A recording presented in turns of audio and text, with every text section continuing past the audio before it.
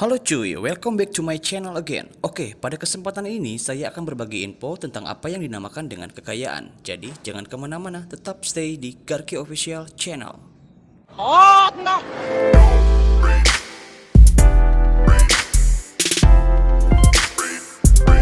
Menjadi orang kaya merupakan harapan bagi setiap orang. Meskipun menjadi orang kaya tidak ada di list cita-cita kita pada waktu kecil. Karena cita-cita anak-anak pada saat SD ataupun taman kanak-kanak cenderung lebih memilih menjadi seorang dokter, pilot, polisi, dan tentara. Itu pada umumnya ya cuy.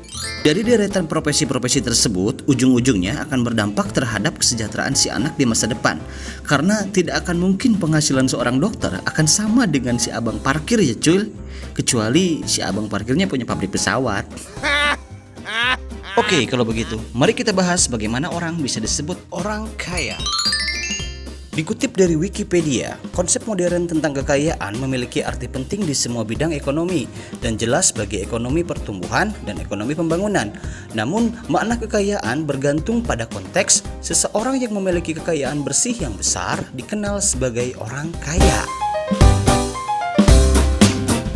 Bukan hanya di sektor industri dan perdagangan saja, banyak orang-orang yang meraup kesuksesan di dunia hiburan, di luar negeri maupun di dalam negeri. Misalnya, Raffi Ahmad, Andre Taulany, Om Sule, Deddy Corbuzier, Nikita Mirzani, Ake Sugiono, Mia Khalifa, Maria Ozawa, banyak deh pokoknya. Dan sekarang saya akan membagikan bagaimana tahap awal untuk menjadi orang sukses dan menyandang predikat orang kaya menurut pengacara kondang yang kaya raya sekaligus pengusaha properti yang tidak lain dan tidak bukan Bang Hotman Paris Hutapea. Sejak kecil anak itu harus dimotivasi. Kasus nyata dan motivasi nyata. Saya mau kasih bagi pengalaman dengan para orang tua kepada para bapak ibu di rumah, bagaimana membuat anak sukses. Ternyata yang paling utama yang harus dibangun oleh orang tua adalah motivasi. Sejak kecil anak itu harus dimotivasi. Sejak kecil kasih dia cerita-cerita heroik, kasih dia cerita-cerita keberhasilan orang. Akhirnya darah dagingnya itu akan terus dipengaruhi oleh ambisi. Nih saya kasih contoh nih. Orang tua juga karaoke melulu, gimana bisa memotivasi anak? Kata-kata quote, kata-kata indah yang sebagian besar sudah saya terapkan dalam hidupku. Oke, saya kasih contoh nih. Ini kata pembalap Lorenzo. Success is when your idol become your rival. Sukses itu apabila idola kamu menjadi rival. Saya tidak penggemar dari, saya bukan pendukung Hitler. Tapi kata-kata ini dari Hitler perlu dicamkan. If you want to shine like sun, kalau Anda mau bersinar kayak matahari, first you have to burn like it. Pertama-tama kau harus panas, terbakar kayak matahari. Coba nih, itulah kata Adolf Hitler. Saya tidak suka perbuatan dia, tapi kata-kata ini intinya apa? Pengorbanan itu sangat perlu.